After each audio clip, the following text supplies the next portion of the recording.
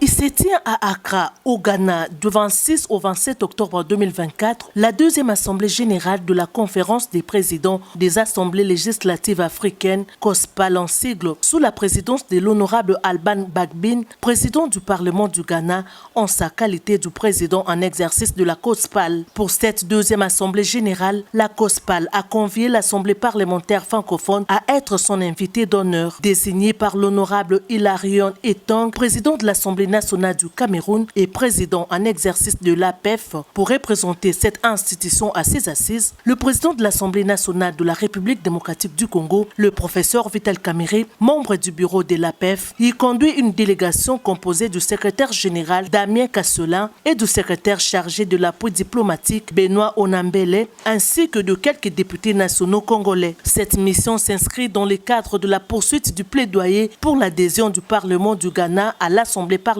francophone après l'adhésion de la République du Ghana à l'Organisation internationale de la francophonie lors du 19e sommet tenu du 4 au 5 octobre 2024 à Paris. Je suis ici porteur d'un message clair, celui du rapprochement des peuples à travers une collaboration interparlementaire renforcée dans le but de forger nous-mêmes des solutions communes et adaptées aux défis auxquels notre continent, l'Afrique, fait face. Dans le cadre de sa nouvelle diplomatie parlementaire, l'APF accorde une attention particulière aux crises dans l'espace francophone. La diplomatie ne saurait être uniquement du ressort des pouvoirs exécutifs et des organisations internationales. Il convient de miser sur la spécificité des parlementaires pour compléter intelligemment la diplomatie classique. En tant que représentants du peuple, les parlementaires peuvent effectivement jouer un rôle clé dans la prévention des conflits et la facilitation des processus de paix. Dans son allocution, le président de l'Assemblée nationale congolaise, le professeur Vital Kamerhe, représentant l'Assemblée parlementaire francophone, a développé son discours autour des 4 axes majeurs, à savoir l'unité des pays africains pour le bien-être de ces peuples, la mutualisation des forces pour le développement de l'Afrique, la consolidation de la diplomatie parlementaire et de la coopération entre pays africains, ainsi que l'éradication des conflits et de la guerre sur les continents. Au moment où je prends la parole devant vous, mon pays vit un véritable désastre humanitaire dans sa partie est, où l'on enregistre des morts et des déplacements massifs des populations.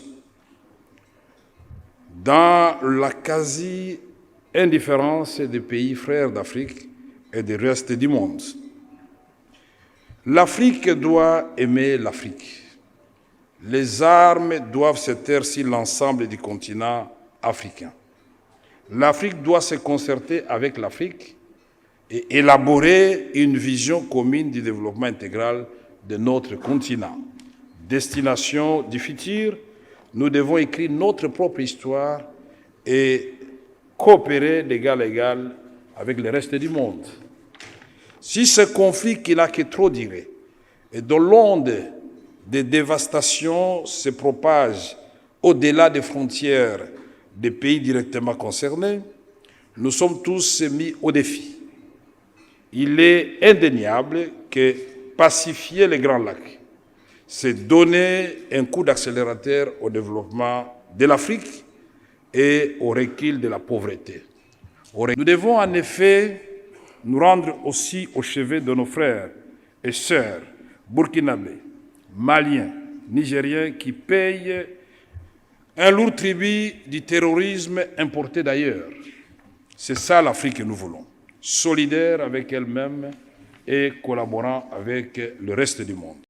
Peu avant le début de ces assises, le professeur Vital Kamerhe, en compagnie du secrétaire général de la francophonie, Damien Kasselin, a eu un tête-à-tête avec le président du Parlement du Ghana, l'honorable Alban Bagbin, accompagné de son premier vice-président et de son prédécesseur. Notons que la conférence des présidents de l'Assemblée législative africaine, COSPAL, a été créée en 2020 lors de la première assemblée générale tenue à Abuja, au Nigeria. Elle regroupe les présidents en exercice et les anciens l'ancien président des parlements législatifs africains. Cette deuxième assemblée générale qui se tient à Accra va permettre à cette organisation de se doter des organes constituants, notamment l'élection et installation des membres du bureau, la mise en place du secrétariat général ainsi que l'adoption de sa constitution.